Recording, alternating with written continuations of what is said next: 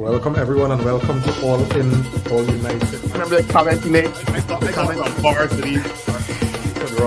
Run Ryan. And here's the thing, you have players out there. I think the fellas will take it more serious. No way. What grade? That one I don't know. Yes, because at the end of the day, right now, Manchester United are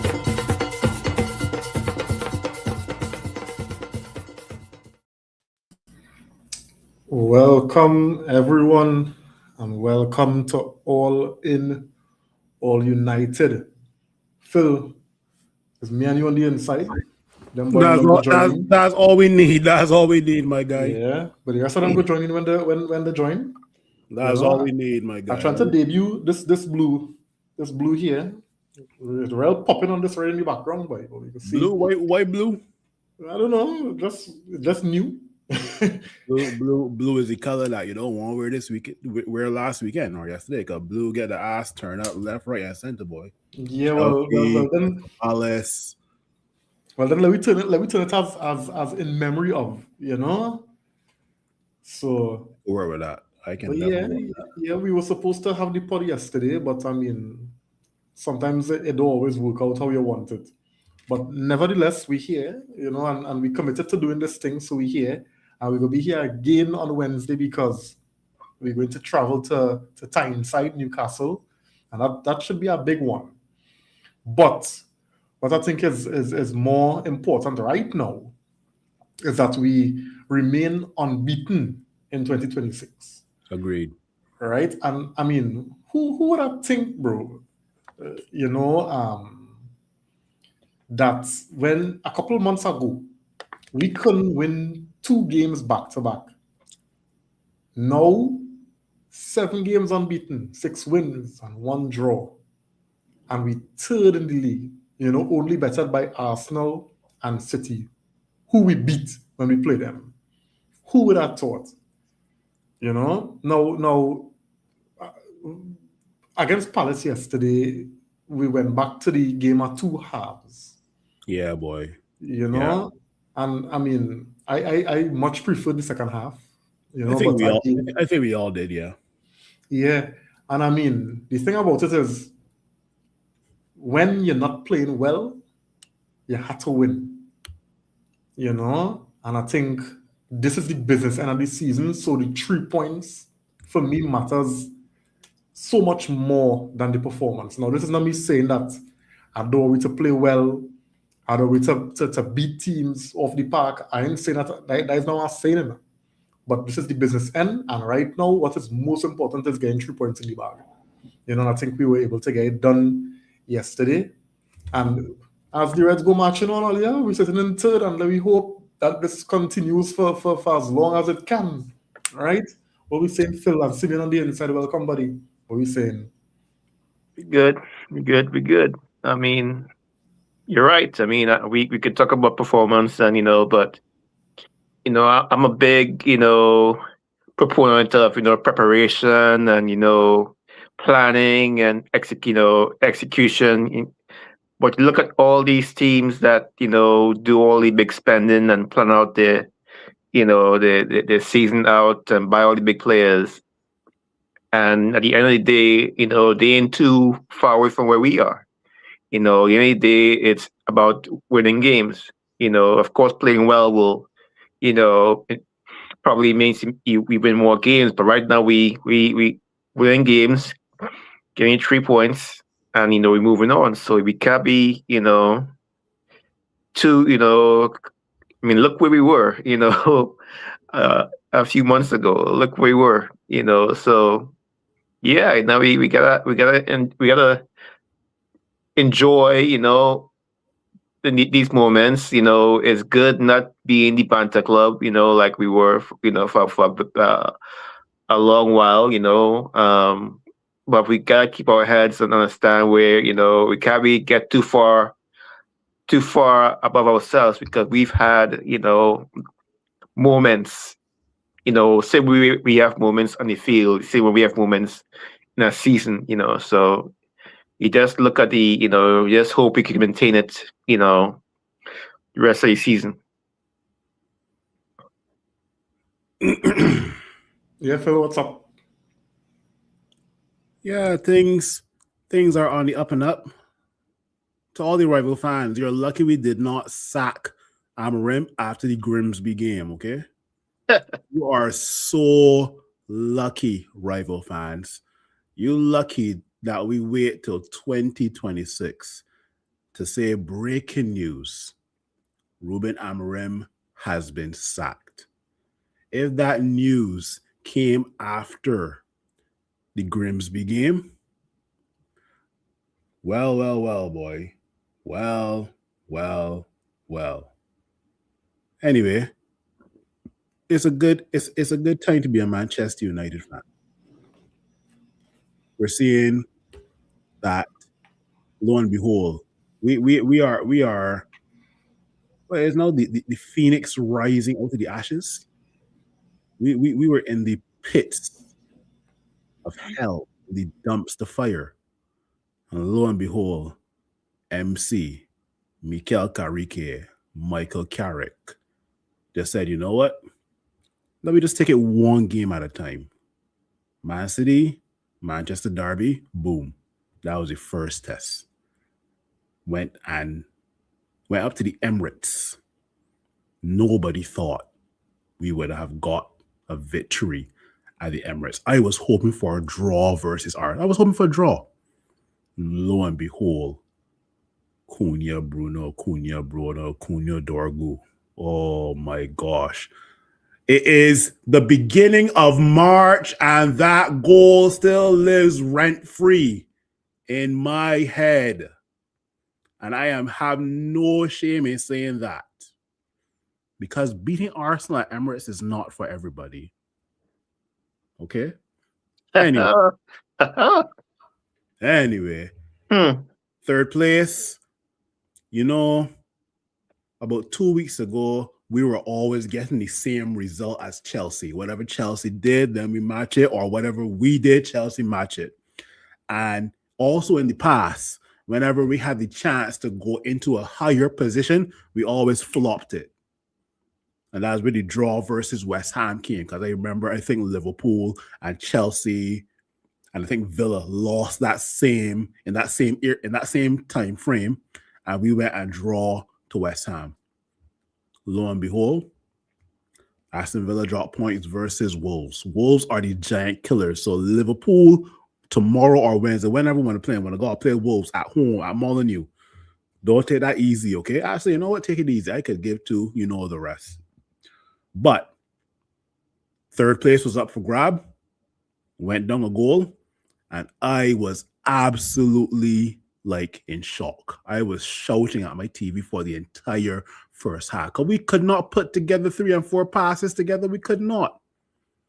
And then lo and behold, it's almost like the team got that hair dryer treatment at halftime. Arrives Matthias Cunha. Bruno steps up. 1-0. Benjamin Sesko. He has been crying out to play. Don't get me wrong. If Michael Carrick had started and Mbeumo up top, Ahmad on the right again, I would have been fine with that. But Sesko is hungry to start. And lo and behold, 6 goals in 7 games. A winner again. So yeah, it's a good time to be a Manchester United fan. I'm going to miss the therapy sessions, but it's all for a good cause, and that's how we're going to start off tonight. Yeah. Well said. And you brought that back to my memory. The fact that, in the past, we always struggle to take advantage when teams are wrong us. We're dropping points. And I think this is the second week on the bounce where we were able to take full advantage of that. And this is why we sit into, I think if we didn't win yesterday, we'd have had to settle for 4th place and hope again that results are wrong us, work in our favor. And I continue to say, where we're at right now, top 4 or even top 3, if I might say now, is in our hands. It's ours to lose. Once we continue to get the results and win games, we don't have to worry about anything. We don't need a next month to lose and next man to drop points and all. We don't need that unless we our aspirations, would change where we now looking at being, runners up or even challenging for the title, and we ain't gonna get carried away. But simply, when Carrick came in, his target, his goal was to just finish in Champions League places, and right now we're there, and our destiny is in our own hands, and that, for me, fellas, is what is the most important thing, that our destiny is in our own hands. We don't need nobody, right? We just have to handle business every match day. And we have one game a week all year. So what's stopping us from really, really achieving that? Simeon? Injuries.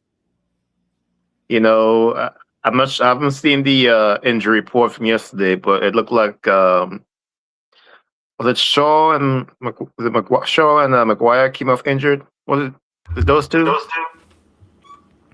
I got asked though, when will Lissandro Martinez be back, and is Matthias de Ligt still part of our team? Oh, I forgot about. Could that man be out since when? October or November? That guy has been out. And lo and behold, I can't see the guy getting no play. What is like the guy just there to collect a paycheck? That's anyway. a good shout. Good shout. I mean, if it's one area I was confident about, the depth was at centre back, but I mean, wow, where are we coming in now?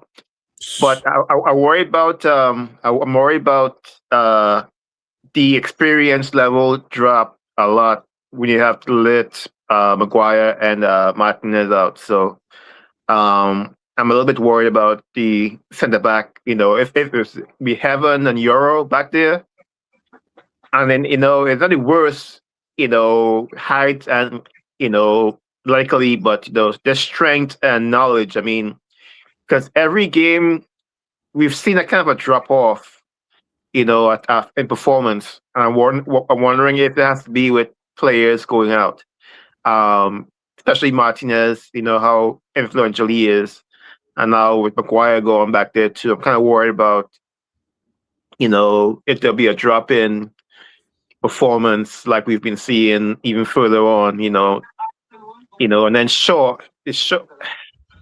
Shaw. I mean, are we going to see Malacia again at some point this season?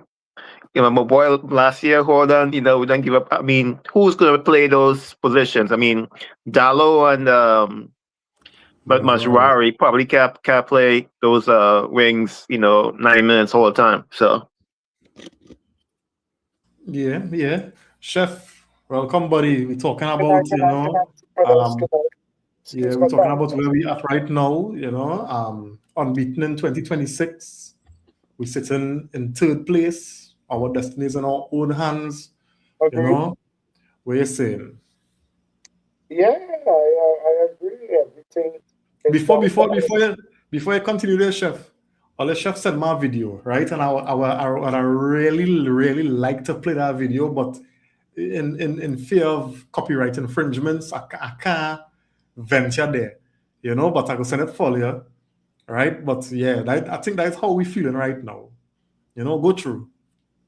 Yeah, no, I agree. Our destiny is in our own hands. We did the hard work. All those Amarin fans put that in all their pipe and smoke it. We was 11 points behind Villa when Fletcher took over. Look at us now. So all you could go on vacation with Amarin and hug him up, because we will say it bold, he was a shitter. Yes. So back to, it is in our own hand. We just have to keep on doing what we had to do. According to what Simeon said, the injuries are, especially the injuries in defense, to the key players. I never thought I'd say this, but de Ligt being out is a big blow also. Never thought I'd say that, but worse yet, Harry. So, yeah, that's something to look at. But to me, that's the only thing that really stop us, this game we had our little moments, but generally the team does get the act together and do what we need to do. I think I think what Carrick said after the game with regards to Shaw and Maguire, I think he said they were ill or something like that. So I don't think it's an injury that we had to worry about. But I guess we will see. And the only thing that a little bit concerned is he keeps saying we'll see how it goes with Martinez. So that kind of we'll see with our team. I mean, we've been we'll seeing with Delete for about 3 months now. So who's the injury dog who gets? Hamstring, yeah. But I hear on Google trying to research what Delete had because I up to now. It's a back injury for Delete, and it's something that he had been dealing with for some time now. So he's been getting injections and things to play, but I don't know if it get real bad. Let me just bring Kristen in on the inside. Kristen, what's going on, buddy? How things? Hi, D. Really plan. Good night, fellas. Good night. What's the question? Yeah, we talking about where we at right now, unbeaten in 2026. Third place. Our destinies are in our own hands. What could possibly go wrong? Kobe may not be that star. What that we talking about? Well, all I can say, long way continue. I want Bruno break the record for the assists. I think Henry have it, De Bruyne have it with 20. Bruno have 13, but with 10 more games to play, he had to get 7 assists and 10. I honestly think Bruno had to get PFA this year. The man played. I don't see anybody who challenging Bruno for that right now. Correct. No, think about it. I don't see anybody. Who challenging him for it? The nearest, in my opinion, the nearest standout player to Bruno this year is probably Gabriel. But most times when I check it, Gabriel for the defender. Yeah. Between all let's see that if he make against Spurs. It's not matter you don't like him. If we're talking about standout players this year, Gabriel, you have to be wicked to not say Gabriel is not one of the standout players this year. A defender who part of a team that concedes some of the least amount of goals, and not to mention he does score plenty regardless of the tactics. And they might win the league. And they might win the league. And then they Royal Rumble. But the only thing, Chef, what I would say is most times. No, I'm not disagreeing. Yeah. But what I'm saying is most times if it's an attacker who doing exceptional. Yeah, he will get it. So, and if we're being real, that is all awards over thing. You how often, other than Cannavaro, a defender ever win what you call it? Ballon d'Or? Not any longest while, not any longest while. And he you gotta go real long and he pass together. The only defender to win, I think it was PFA Player of the Year is Rio Ferdinand. Vidic. Yeah. No, but why saying is right? It had a point in time Gabriel was out injured, right? Bruno missed like 3 games with injury, and when Bruno come back from injury, Bruno just hit the ground running and he just continue where he left off now. So like in terms of consistent, I don't think anybody as consistent as Bruno. Gabriel, no, but Gabriel was injured for like nearly 2 months, No way. No, he was. What we're saying is this: why interpret Chef to say is Bruno is the standout player for this season, yes, but the next closest person, I was going to say Ekitike, right? But Chef, I would say Ekitike, and to some extent maybe David Raya, right? But in terms of Gabriel, Arsenal looks different when Gabriel is not there. Of course. They look different. Let's put it that way. Of course. And he wasn't out for not 2 months. He was about a month he was out for. And then, even though they did pretty well without him, when that man there is our extra attacker as well as the man who leads the defense. So, listen, I want Bruno win it, I don't want, but Reem just asked my question. And in my opinion, the other standout, it don't have much stand-out players who've been consistent this season. That's how poor this season is. Because Arsenal got the worst attack this season, and still on the way to winning the Prem. Them score 16 set pieces and then one more and they break the record and still have 10 games to play. And here's the thing, Jed. As much as we know it has been a lot of dark arts in what it is do, at the end of the day, what counts? DW? No, but I think they're favoring Arsenal, because that first game, Gabriel didn't really get fouled, and Spurs score, and they give it that foul. And I watching that Chelsea game yesterday. Saliba wrong the man, so that's supposed to be a penalty. No, and the ball flipped forward. Declan Rice. And Rice.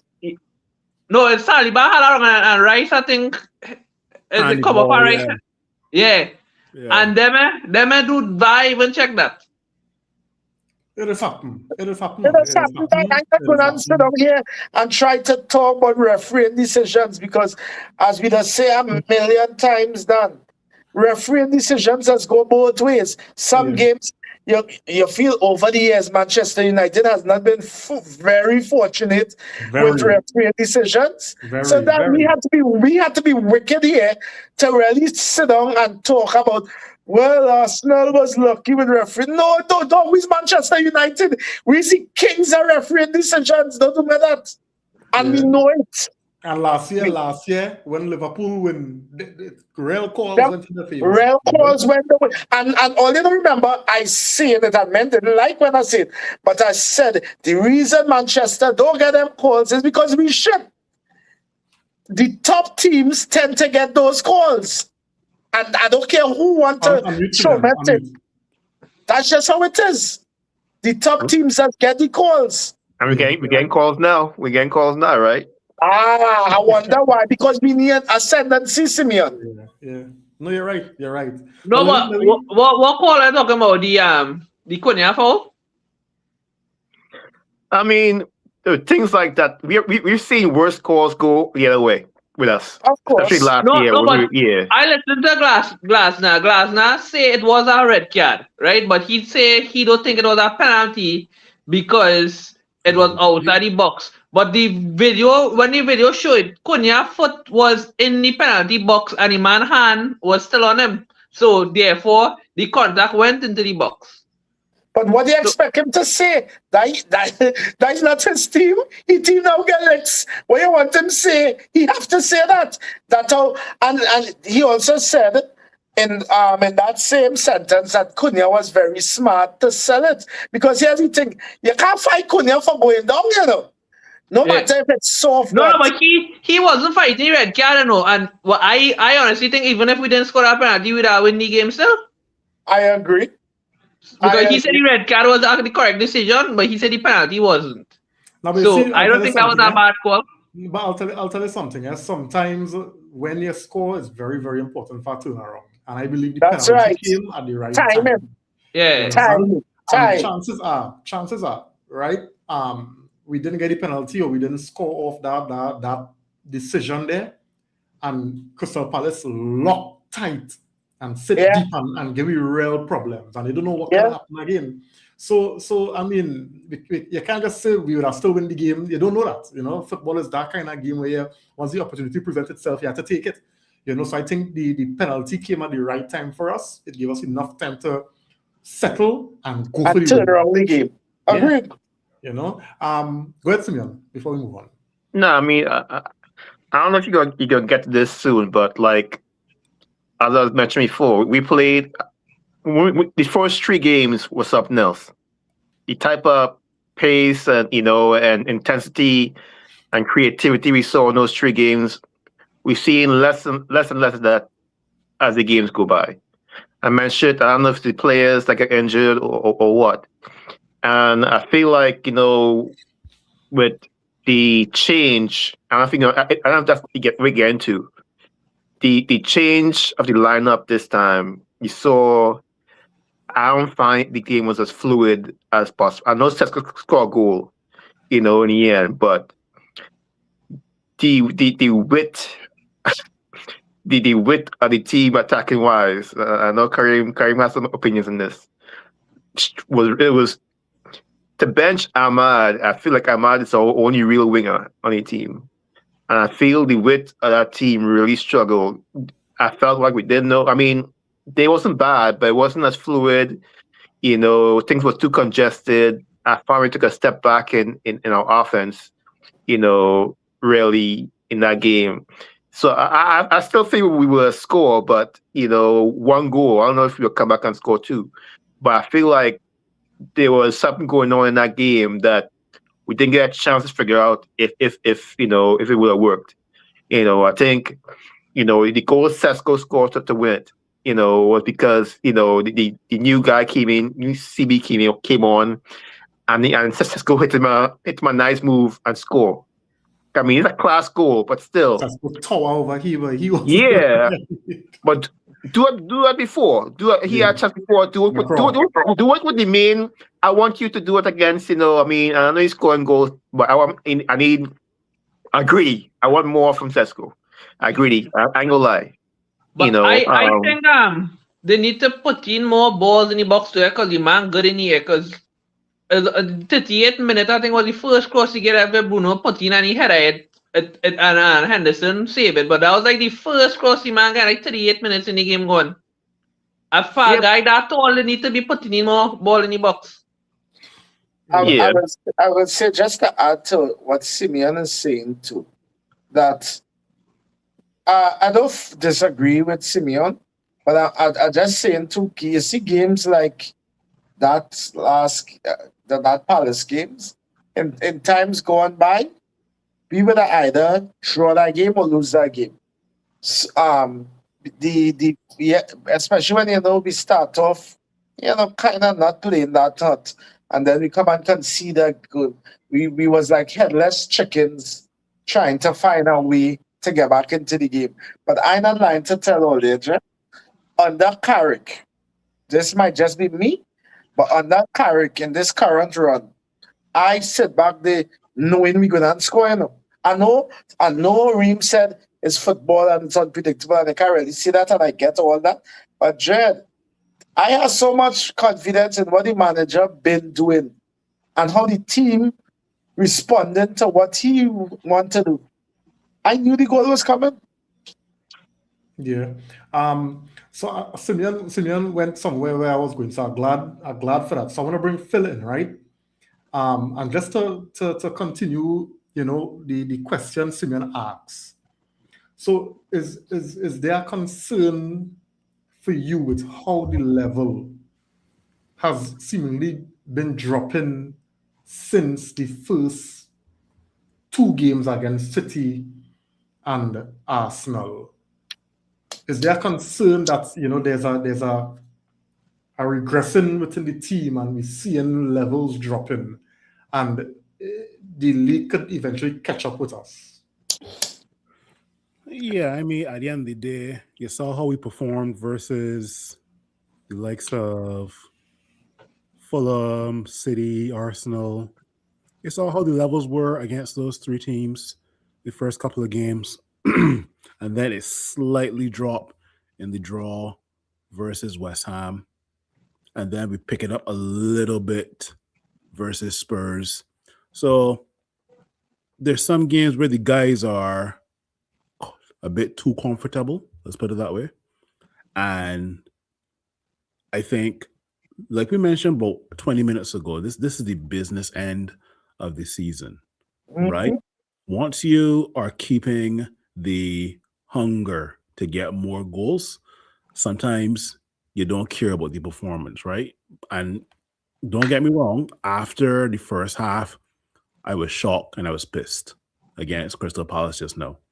But I just had this feeling that the guys would get at least a good 2 goals, and lo and behold, we could have gotten maybe 3, because I know Ahmad came on and was causing havoc as well too. But in terms of the performance, I would say that playing 1 game a week could be a good and a bad thing, and I'll tell you why. It's a good thing where the fellows will be fresh for the next game, whether it be the next weekend or even this week. We got to play Newcastle come Wednesday, right? But it could also be a bad thing because the fellas could lose the rhythm. Momentum. Right? Or the momentum, right? Rhythm, momentum. For example, if we get Champions League next year, you're only as good as your last performance, right? So to implement what Carrick has been teaching us, and also the other coaches, in the space of like 3 or 4 days, the fellas might get more momentum, more rhythm, more chemistry, but fatigue will also creep up on you as well too, right? Hence why you need squad depth for 4 competitions, right? So as of right now, I a bit on the fence where I'm not too concerned, but I'm concerned, right? I know it's the business end of the season, but you still want to see the guys put in a good effort to get this win, right? So I don't know if that makes sense. Yeah. I fully understand, Phil. Richard on the inside, good night, buddy. Thanks for joining, man. Kristen, jump in on the point now. Well, I think some of the games on that Carrick where we look kind of like we ain't really look good going forward is Cunha. Like, we just get with Mbumo, but like when Cunha is good, the team is look real good. But like when he not playing good, we'll be struggling because he tends to take the ball and move with it plenty, and sometimes he just overdo it. And sometimes he don't really play position. He playing right wing and he number 10, he on the left wing. It had a time it's Dalo playing a real good cross, right? I mean, it went over Sesko, but if Cunha was playing his position, he would have reached onto that ball easy. When you look, Cunha nowhere there. So like the amount of freedom he does get, sometimes it does affect the team, I think.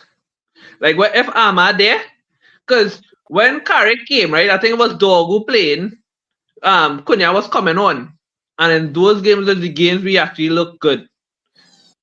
It had certain games we look good with Cunha too, but he had a good game now. But if I'm honest with you, right? If I'm honest with you, I find people getting a little bit, this is just my opinion, a little bit carried away with Dogu. The games that Dogu played suited what Dogu offered. We remember we were playing against teams that suited the teams.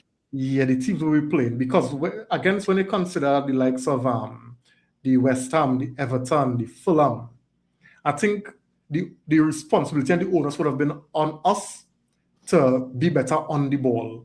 And that is not really one of Dogu's best qualities at the moment. So yeah, we waxing about Dogu missing and thing and whatever. But I don't know why, I just had this gut feeling that if Dogu didn't get injured by now, we might have been fighting down Dogu and saying, boy, put you on the bench now, because no, just give me a point. Just understand my point now, because I think what would have been required from the players recently is a little more quality on the ball in terms of trying to break down low blocks, in terms of trying to play through teams that not giving us too much space, and we're not playing too much on the counter for the most part of the game. And that's not really Dogu's strength, That's just but why I said Cunha doing real good defensively and thing, But I say like there's no way going to get with him now, because when he good, we just look real good. But like if he not having a good game, I find we attackers be struggling, and it's because he does overdo things. Like we go be on the counter and he take the ball and he dribble past 2 man, and for him to pass, he want to take on the next man, he go 4 long, or he go back to the ball and go out and thing now. No, I agree.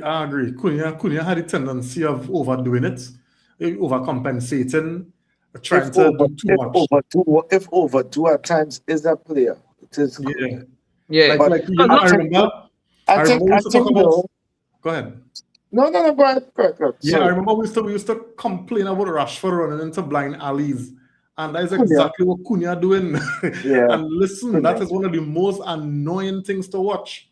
But then again, when Cunha on, as Christian, when Cunha on a game, you see that shithousery, you see that defensive work, you know. Yeah.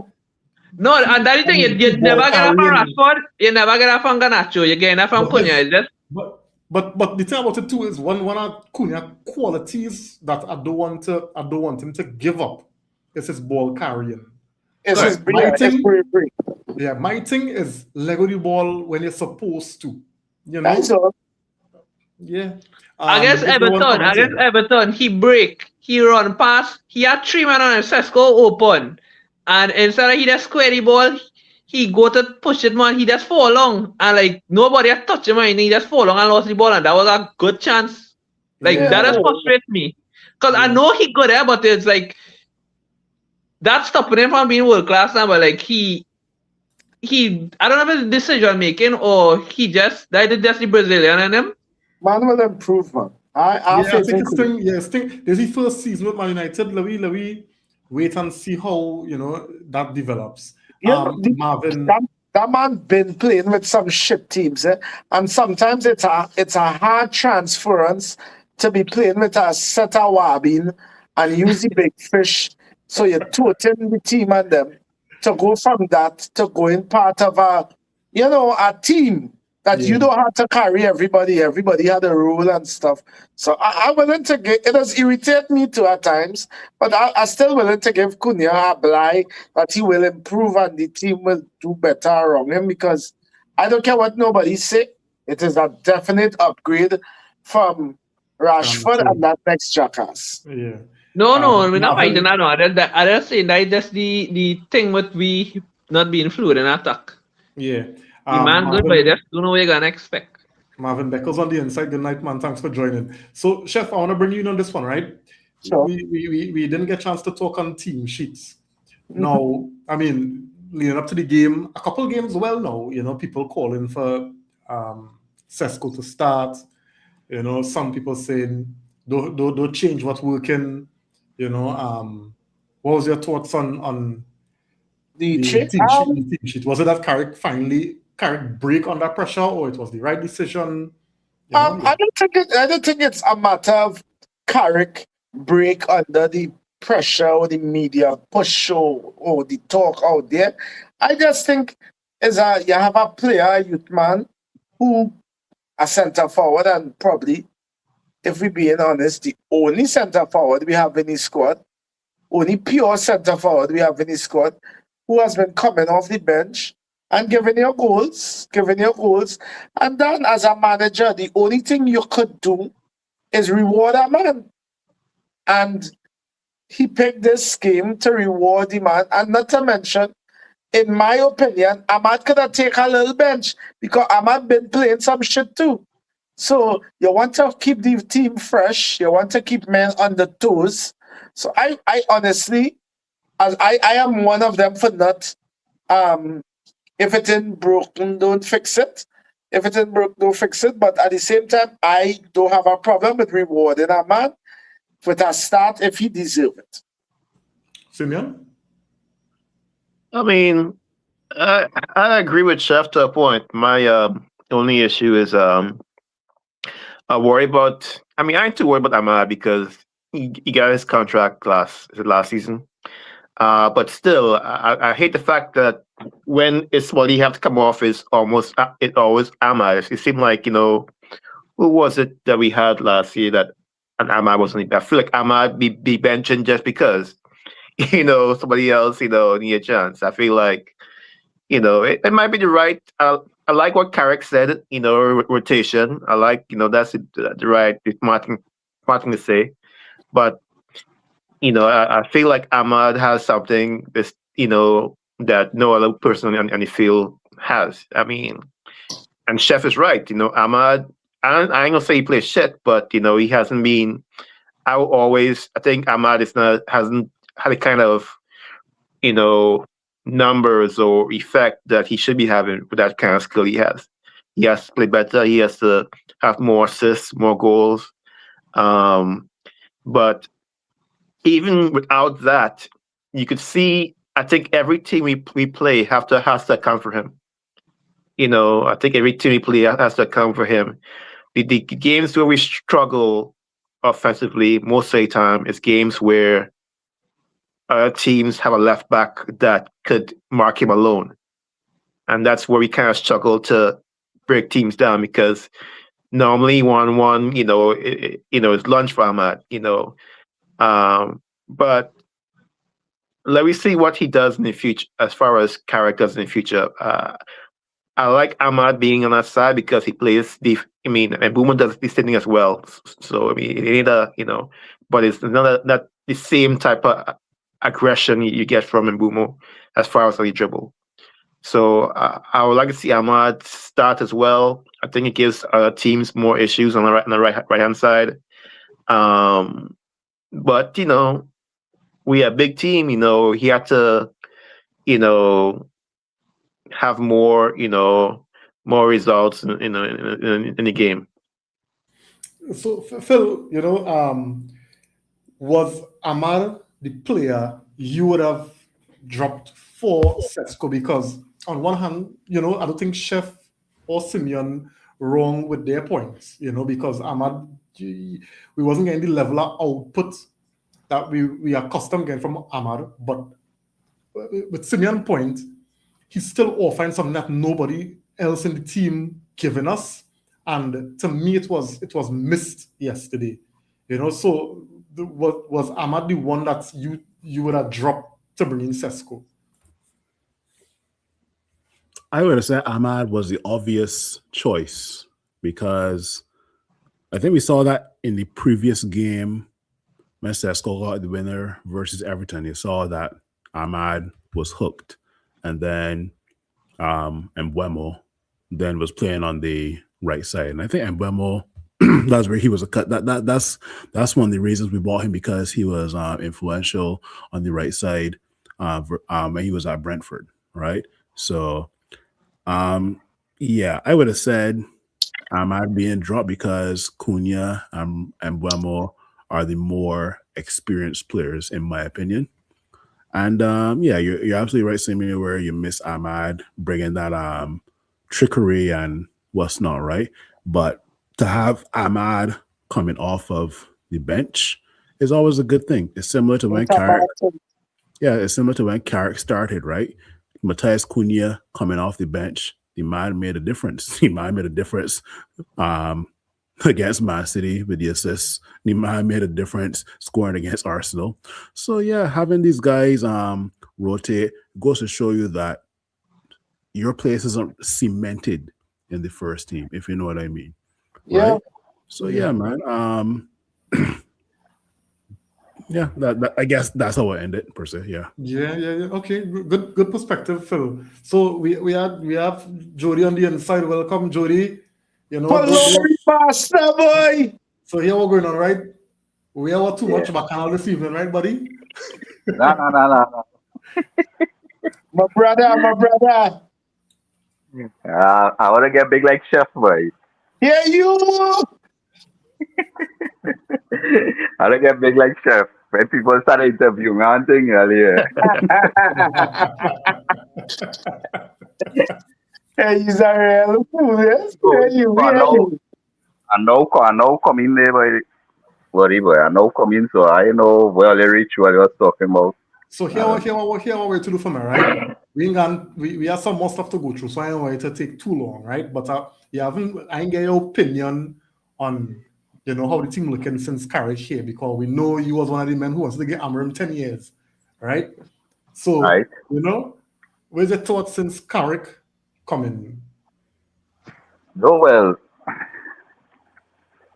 clearly as well, everybody could agree the Amorim system wasn't working, and when Carrick come in, well, you see a total change with players' attitude, the formation, and it was like if the players and them was a little more settled It's like if they get like they get the chains Amarin had on them, the chains Amarin had on them removed now. So then fellas started pedaling more freely, you know. So whilst yes, that was back in Amarin, he done gone, you know, can't remember when it's correct now. And thus far, the team playing good. I wasn't the performance yesterday against Crystal Palace. I find it was down a little bit. Wasn't like previous performances, but at this stage of the season, we're just 10 games to go. I just taking the 3 points and moving along with it. I can look to say, well, our best playing, best balling, you understand it in time. You go have the games where they go play real good and they go win convincingly, and then go have the games when they have to stick it out, fight it out, it go be scrappy, it go be a good performance, and who knows, they might just get the win. You know? Yeah. And I mean, I like how you take your L with Amarim cool and you move Listen, on that way, you know? Listen, it's hot to me. A diaphragm there, though. I like Jody Duval, you know. Saying that. Jody taking time and for me works, you know. No, you have to understand, right? You have to understand. 2 things in this life is guaranteed. Death True that. and So true. right? And That's you can't do all? nothing but That's all? death and on. You can't get away from that. Yeah, that's why you could do it once. If you had to get, you'll get. Sure. You know, everything otherwise is just passing through, you know, cause so, you know, as I say, he try, players wasn't up fit, well, all right, they move him out, and so far as I say, the team playing plenty different. As I say, they play with all the chains on them. I go put it like that. Yeah. To me, under Amarin, they had them shackled. You understand? Right. And it's clearly seen the difference in the team. You understand? With players playing in their position that they're more comfortable with. Right. Agreed. No, I want us to go this way, boy. So I know it had a pod when I think it was me and Phil, and we talk about Carrick, right? Now, how to phrase this, boy? Basically, I want to ask, right? Or do you all? I know what you want to ask, you know. I know what you want to ask. Go ahead. He wants to ask, and maybe I'm wrong, but I think he may want to ask if Carrick continues this same form going into the end of the season. Let me say we win the next. We got 10 games. Let me say we win the next 8 or 9 games and draw 1. Does Michael Carrick have a shout to be the next full-time manager? Yeah. Oh, No, that's very So we are that. So we are that now. No, it's a question I asked him because I'll tell you why, Chef. I was listening to a podcast, and the fella make a real interesting point, right? He say, if Carrick achieved the goal of getting us Europe next season, then we should give Carrick the job. And here's why. He said, this is a World Cup year. So you're bringing in a new manager who's not going to have much time to implement anything because most of the players are going to be coming back to camp late, right? We're going to revamp a whole midfield. So it's new things. The manager had to learn the players had to learn the manager, you know? So he was just toying with the idea. So I just toying with the idea as to whether it would make sense, even though Carrick may not be, you know, the European, the name that we want. It might just make sense, common sense, to have Carrick stay on, considering what type of summer we're looking at. You know, I don't know what your thoughts on that is. But putting it in that way, Reem, isn't that kind of almost saying that you're giving them the work by default? Not by default if he achieved the goal, you know. No, not necessarily, All right. Carrick in charge. How much games now? 7, 8 games? But let me look at it in terms of time. So what, two Right. months, 2 or 3 months. All right. So when I checking it by the games, right? I'm looking at it by games, right? And probably the last time the team probably played like this was when Ole did come in, right? And I think Ole did just come in for like 5 games before the season did end or something like that. Nah, Yeah. more than that. Ole get like a half season. Yeah. Ole got that job. Same time. Ole got that job. I want to believe, was it November? Yeah. November. Nah, December 18th. November, December. December 18th. Right. That's- Right. But the team still wasn't performing the way the team performing now. Right? So my opinion is play all the season and from there let whoever had to make the decision, let them assess everything. Because in a sense we're saying it, that's how whoever it is, Steve Watch and they were saying it.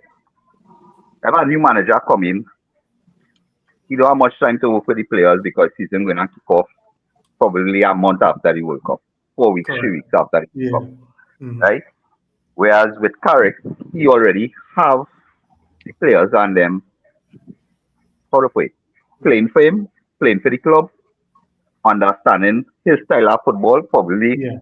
they could give him a 1-year extension, see how that goes, while the next year, if they're looking for somebody with a better portfolio to bring, maybe then they could do that. But who knows? They never know how it will play out with Carrick. Nobody knows it. It could be good. Next minute, year Carrick come and for the entire of the next season, let me just say, finish second or finish third, finish high up in the Champions League, provided we qualify this season. Finish high up, probably a quarterfinals or semi-finals or something like that. Then you could probably give him the shout and say, well, all right, he probably deserves to continue working and see how best he could bring back some kind of stability to the football team itself. That's just my opinion on it. Yeah. One thing I gotta say, Christian, just now. Yeah, I think Jody, you say it exactly how I was thinking it, right? So that's good. But before Christian come in, I wanted Chef because Chef had started answering. So Chef, let me just get you on this now. I like what Jody said, but I have a question. Because what Jody just said there makes sense. Jody, I want to understand what you're saying. Are you saying then that you are giving him, let me say, a year contract, or are you giving him continuing the interim contract? Now you had to make him the But that's manager. what, because that would have been my next question. Do you? Men could correct me, but I don't ever think I hear an instance where an interim manager did pretty well, and then you offer him an extended interim. And the normal thing is you would then give them a contract. Yeah. Roberto Di I hear three-quarter the thing they say just now. Everything proves up just now. So I hear three-quarter the thing they say just now. But Roberto Yeah. Di Matteo and Ole. Roberto Di Matteo and Ole were offered the full-time job after being interim, no?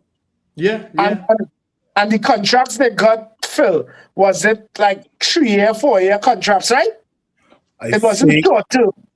It wasn't short term, but I mean, I would take the Jody approach of giving him like a 1-year trial, if you want to put it that way. And that's what I'm saying. That's what I'm saying too. Right, So is it because that's why I start by saying I like what Jody's saying, but is it that we're gonna be offering them then just give managers a year contract, right? Yeah, how you mean? Yeah, well, a year or 18 months, if you want to put it as 18 months or whatever it may be, you understand? That's like, all right, for example, he started when in January, right?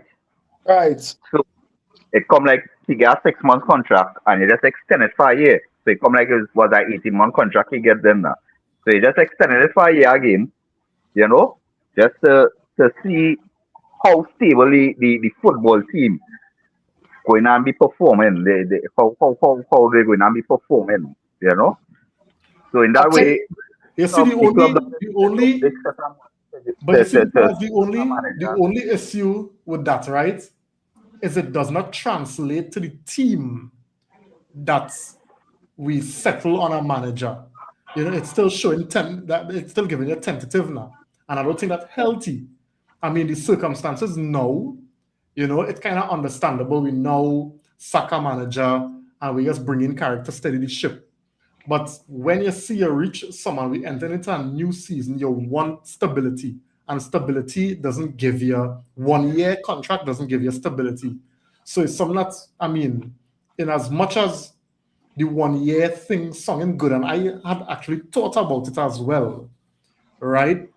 But we had to be mindful of what that translates into the project and the club in terms of stability. Yeah, wrong, right? But don't forget the compensation that the team that Man United had to give to Ten Hag and both Amorim, right? I'm going to think that maybe the board is trying to avoid that again, right? Because we know shell about 15 or 20 million for field managers. Yeah. So yeah, that's my point. I come in and fill that. Yeah, but I don't think gain a man a 1 year contract. No, but you're not wrong. You're not wrong. But I'm just playing devil's advocate where the board is like, I'm trying to save money. So we know shell out 20 mil for Amorim. I know 10 or 12 mil for Ten Hag, right? That money, instead of like giving Carrick a full-time 3 or 4 year contract, they could be like, you know what? Let me just get this man a 1 year trial, make him the full-time manager for a year. And you're not wrong, because at the end of the day, the team is thinking, okay, Carrick is only here for a year, right? But then they're thinking on the business portion of it as well, too, right? So, and I just want to add just one thing. I want to add to what Phil is saying there. That I don't know if it's something that we ignoring too. If Carrick comes in though, and let me just say, goes unbeaten till the end of the season, all you feel they don't have other teams coming in to offer Carrick a 3-4 year contract?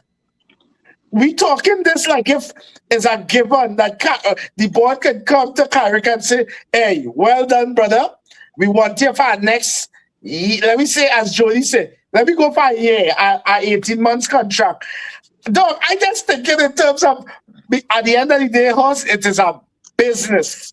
And if all you're offering me an 18-month contract, and then let me pick a shit team, Tottenham. It's Spurs he going, if Man United they're telling you, it's Spurs he going. Tottenham come and offer me a 3-year contract for 20 million. In the championship. In the champ. Nah, I feel like we'll go down. But also just say now. Players have a lot to say. Will have a lot to say to it. Yeah, agree. Clearly see for the past 4 or 5 managers, if they don't like the coach, that is it. You understand? Or if they don't like certain things the manager, coach doing, that is it for them. For the coach, you understand? And who stubborn and hard headed go get sidelined.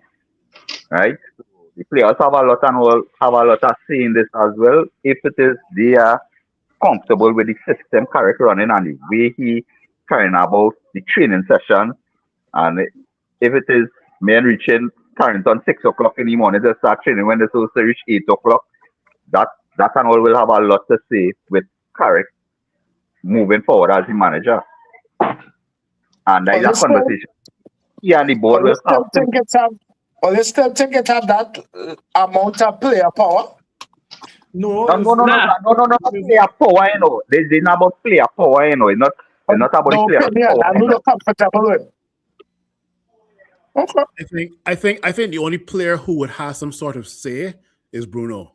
Bruno, I agree. I think it's Bruno. Bruno will be called. Bruno won't be called to the boardroom, but Bruno will be pulled aside for a good 10, 20 minutes Ask how's the vibe and the atmosphere with Carrick being there versus previous managers. What has changed? What has Carrick need to improve on? Do you think Carrick will be that type of guy to lead us to competing for the top 3 next season again? Right? So Bruno will be pulled aside. That's kind of the player power that is being emphasized if I'm talking right? So yeah. I just want to get Kristen and then Simeon in on this. Go through Kristen. Right. So what did I say concerning Jody, where you're saying Ole, right? Carrick played 7 games so far, right? And he played 3 games before when he got the job after it was who I get after Ole. Yeah. So right now Carrick on 10 games unbeaten run, right? The Man United manager with the longest unbeaten streak from the start of the job is Ole. Ole have 11. So what he's saying, like Ole come and didn't have a good run and thing, that is not true. When Ole came, when his interim, he was actually doing good. But what I wanted to get your thoughts on, Kristen, is whether it will make sense considering how this summer would look with World Cup and you don't know if how soon you'll have your players, whether it will make sense bringing if Carrick achieve the goals. 1 second. Right? Reem 1 second. Reem 1 second. I'm gonna answer this. The difference is, right, where I'm looking at is the performance of the team. If you watch the performance of the team under Ole and the performance of the team under Carrick, it's totally 2 different performances you're seeing. No, but when Ole take over United, we the first game we hit Leicester 5, we scored like 3 goals in the first 20 minutes. I think. I don't know if I remember. I don't know. No, I'm saying Ole when Ole start off because we was like 6 or something under Mourinho and Ole came in and we was winning and thing. Under Ole, we was playing a counter-attacking football game. That's what I'm saying. I agree with Jody. Comparing it to. So I know, watch me. I know disputing the 11 unbeaten games, but what I say the performance. You understand? Yes. To come on this podcast and make noise. Why it is with the kind of players we have? Why it is we playing counter-attacking football? You understand? Where it has no, it's like for the past 10 games, I just get that vibe like teams starting to have a little fear of Manchester United. Not a big fear, This time I think a little fear of Manchester United because of the way we play in the game now. You understand? We are just sitting back anymore. You understand? We actually going out and playing against teams. Yes, it will have moments in the game when we got to dress back and defend. But check it, majority of the time we are attacking teams and other. No, I'm not fighting on that. You had just say Ole didn't start off good, and I was just saying he did now. I'm not saying Ole play better I'm just saying Ole started off good. But yeah, Remo, why I think, right? When I was given the job, when they do like the scouting, Ole and Carrick, the reason why Carrick got the job over Ole is because Carrick tell him he just come in as the interim. Because Ole wanted, he said if he get them in Champions League and he want a contract. So the club, I think the club looking at a manager. I'm not saying it's well, but they're looking like they went after 2 young managers in Ten Hag and Amorim. So what they're looking to do is to go back to like a world class manager. Like let me say like a Carlo Ancelotti or something like that. That is why they went after. No, I just say that is why they went after. That is why they chose Carrick, right? That's not true. I just say base. But that's not true though. That wasn't in the pick. But you know what? Go ahead. Yeah, let him finish the point here. Yeah. Go ahead. No, well, that's what I read, right? That Carrick, he said he come in here, he wanted to take the interim job. Ole wanted the interim job too, but he had he wanted bonus if he get them in the Champions League, and he wanted to actually get the contract and stuff like that. That's what I read, right? But why I'm saying it, if Carrick do go on and I think the club looking into it as to hiring him. We don't know how long, but if they don't, the Carrick going to get how well he's doing, he's going to get a next team. right? No, but Kristen, I kind of always stay on the point. So basically, what I'm asking is if you think it will make sense, if it's more sensible, considering the summer. The summer is a very short summer. It's a World Cup, right? If we keep Carrick, the players already know how his style, his philosophy is. You know, so if you bring in a new manager here, they'll learn the players in a short space of time. No, and then no, go to the correct. preseason. That is correct. And when you look at it, right, Carrick's job is more of a head coach than a manager. Right. Because apparently this guy is the manager. What his name is? Wilcox or something. Because they bring in the players they want, and they just want that manager to use the players. And Carrick actually know the squad, and he looked like he could manage. He know how to utilize his players. So I think it actually would be a good decision with that World Cup and to let him stay on. Okay. Simeon? I will say something I didn't think I would say. I kind of agree with Kristen on this one. No, I really do. I think Carrick is that yes man they want. He is that yes man the Glazers want. He is actually savior. He saved them men from real embarrassment. After they fired Amarim, the way Amarim called them out and bad talked them, Carrick come in, even Jim Ratcliffe talking about how good he managed the team after all this shit he do. He talking about how good the team doing. And I'm like, you ain't do nothing. This Carrick come in and steady ship after all the nonsense, all the money y'all waste on coaches. Carrick come in and save them men.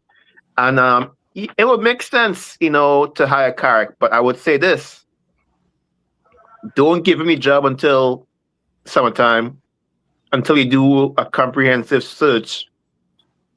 It could be a mama guy, it could be whatever, but don't give him a job before the season ends. Any season, say you go do a search, see who out there, I don't know what big name coaches out there before the World Cup, because we need to get a coach in. If you're gonna change a coach, it needs to be quick. I don't know who's out there. I heard Xavi name call, but I don't think any big coach want to come in and have to deal with them Wilcox and them the way they be want to control his club. I think Carrick is a heaven sent, not just for us in this moment, but for the Glazers and for Ratcliffe. He come in, he's a yes man. They give me players you have, and I'll find a way to do it. Ideally you want, it'd be nice if we find a more experienced coach, but if Carrick continues, having the kind of results, he has been getting, I see Carrick being next coach because he doesn't ask too much. He's not a problem for the Glazers or Ratcliffe, But the players like him. If I could just cut you, right? I hear you and I do disagree with you. But I'm looking at it from more of a merit-based appointment. I know the politics involved. Don't get me wrong. I know the politics. I know that it exists. But what I'm saying is they give him the target of qualifying for Europe. He does it. Right? Let's just say, Kareem, the answer is yes. If the man achieve the goals, the manager, if all the managers are coming to the United have to have a target as achieving Europe. If this man come in and achieve it, you can't deny it. You earn it. But okay. So let me put it like this, right? What I'm trying to get at earlier is, let me just say, right? Carrick achieved the target, but then Luis Enrique becomes available in the summer.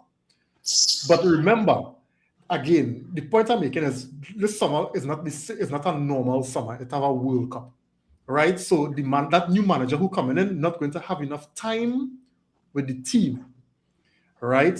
Carrick has had 6 months. He's achieved. He had the team playing a particular way. He trained with them. He learned them. They learn him. Everything. He achieved the goal. The team playing well.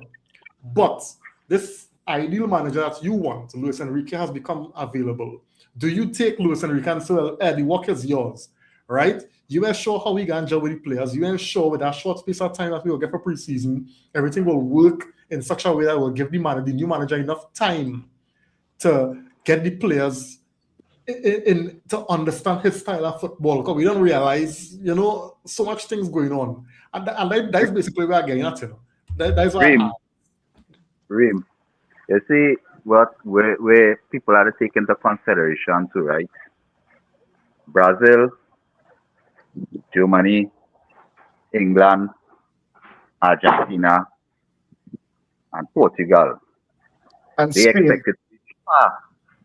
expected to reach far in the World Cup, right? And Spain. You talking about we starting the season with at least 6 are we regular starters of the team.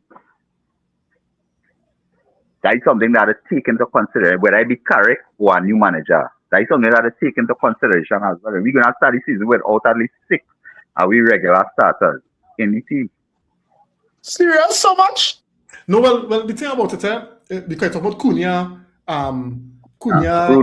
Bruno, Casemiro. Sure. Yeah. Brazil getting knocked out early, Joe, Brazil going no money. You know, read that tell me no man this tonight, right? Sure that making England team. Nah, sure making about Dalot, Bruno, Martinez. Yeah, Dalot, Martinez, you have Lamen. Sure Martinez making Argentina team? How you mean? Yeah, for sure. How you mean? Yeah. Otamendi and then want he Romero. I ain't sure about Garnacho making Argentina team, but anyhow, that's what we are talking about. Garnacho Right? making nothing. Yeah, so when you look at the team itself, you understand, and the way Mino Kobe playing and all, he and all might get called up for the England, but they never know. Morocco, they. No, but that time at least six of the regular starters will be out. So that's something they have to take into consideration too for the beginning of the next season. Correct. When No, they'll be there, Lames going to World Cup. They may just And Laman's going to? preseason. Yeah, he going for Yeah, but he ain't gonna start over Courtois. No, but he's still going. Courtois is getting Yeah, injured. but- Lamas could more than play. Yeah. Courtois was breaking his hand. Nah, Courtois. Let me just get some comments real quick, guys. So Jerome on the inside, good night, man. Thanks for joining. He's saying Ten Hag was old, right? So I don't know who said Ten Hag was young. Saying here Carrick won't rock any boats only before him. Good or bad, they won't blow up. And I think that's the point Simeon was making, right?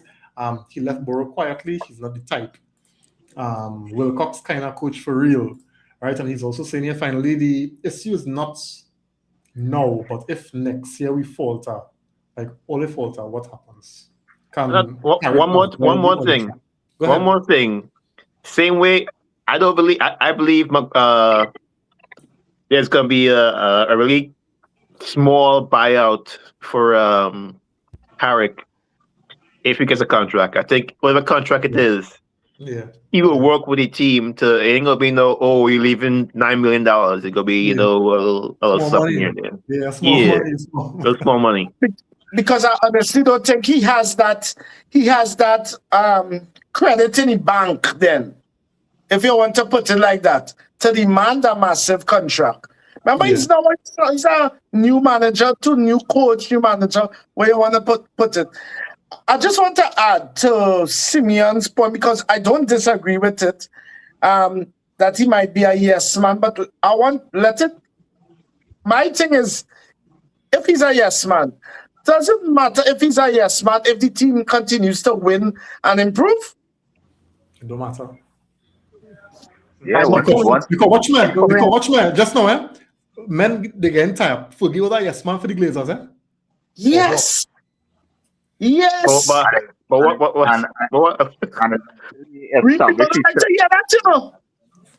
happened here? The Glazers take over in 2005 or 2006. He didn't really have much years under them. It don't matter. How much he win, Crystal? He still win about 4 or 5 titles under them. Yeah. He win everything underneath them. Yeah, but it had a point in time when Ronaldo left, Tevez left, and Cordero Rooney wanted to leave and all kind of thing. Did we win? Ferguson also we did not win? want to retire in 2013, eh? Nah, I And don't know he where you get retired. that one. I don't know where you get that one. No, in the autobiography, he write an apology to Van Persie because he promised Van Persie that when Van Persie was signing, that was the thing, he wasn't going to retire. And he did retire. Okay. All right. Just now, right. So I'm gonna get 2 more comments here from Jeremy and Levy to wrap it, guys. So the recruitment more important than the manager right now. That right there. All right. Carrick just has to be good. Has to be good to okay once we recruit well, especially in centre mid and maybe a left back, number 7, left back and right back, right? Yeah. I don't want good to okay. I want good to excellent. No, but that is what you're saying is true, right?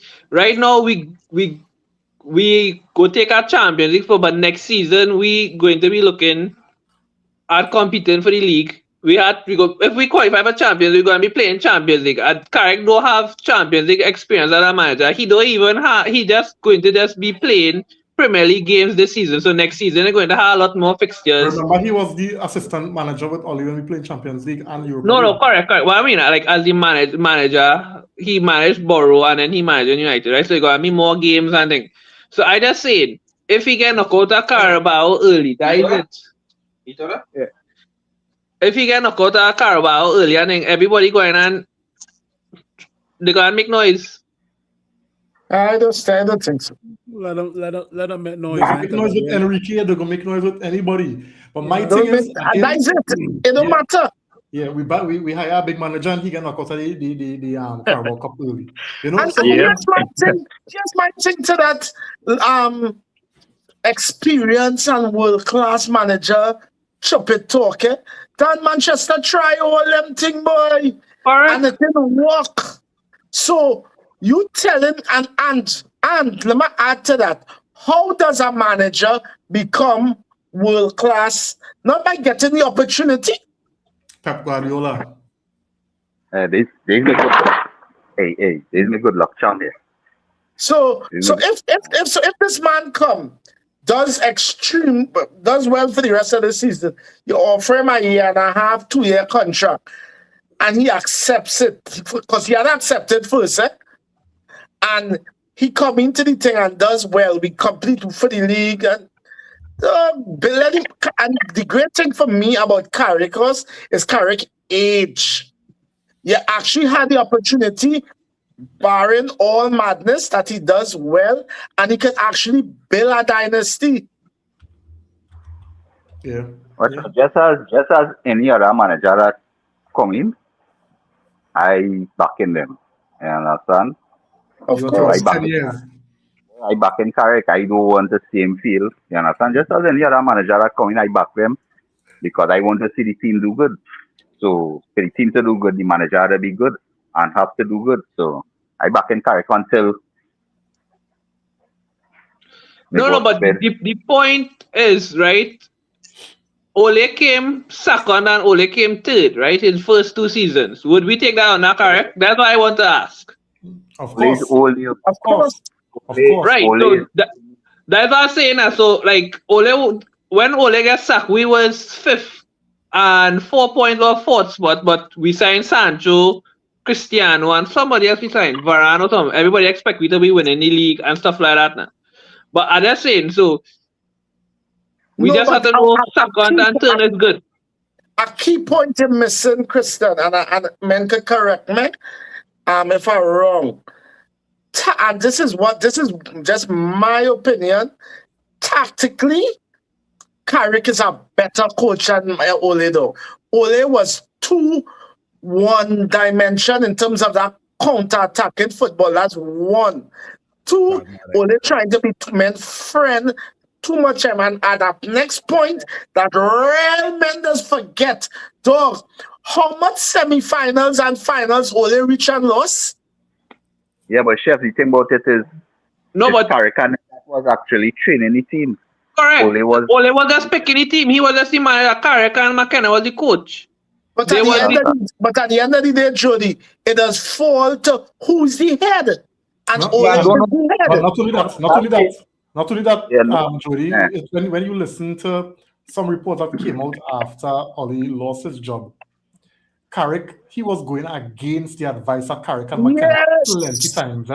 He was This is what I'm saying. I saying you can't compare Carrick and Ole because the two of them doing two different jobs. But I think the point Christian was making is that sometimes we just make it look as though Ole time was so bad. The man finished second and third. Yeah, which I agree totally with. No, so that's just my point. I just saying we experienced real horribleness from Ten Hag and Amorim that anything is better than that now. But I tell you from next season, right? Men, if we how good we play and how we end this season, men going to think we're going to win the league next season. And if Carrick, the expectation will change. yeah, that's what I'm saying now. That's the point I'm trying to make. I think that second position next season is a good position. Third is a good one. We qualify for top 4. But Before that me and about that, let me win. If we come third, Before you predict anything, get a midfield first. See who we get in midfield. Please and thanks. And no manager predicts that they're going to win the league. They say they're going to challenge for the league. Challenge, right? So if you when Casemiro leaves, who coming in? Tonali. They're looking at Bruno. Let me just get some comments, guys, and let me to wrap it now. All right. Jesus Action on the inside good night. He said my Lent going well. Haven't cursed Man United for Lent yet. Well, we hope you don't curse them at all, right? GGMU. Jeremy saying here, I think we need to avoid the dynasty thing. Very rare now without mega riches like Pep. A manager lifespan is about 3 years now at a successful club. This is correct. You know, the whole point of the new structure is to avoid manager dynasties. All right. Jerome saying here, not sure. But let me just go back on this one, right? Do you consider, Jerome, what Jurgen Klopp was doing at Liverpool as a manager dynasty? Because I think they had people who were doing the same thing like what Man United doing. But if you find a coach who willing to stick through and be there for years, then why not, right? I don't understand. Why is that a bad thing? Why teams? I didn't know that that's a thing. Teams trying to avoid that. How? Yeah. Not really teams. They're managers. Managers on the whole, when they start to win, like at certain clubs, there's one new challenge. They get some. Yeah.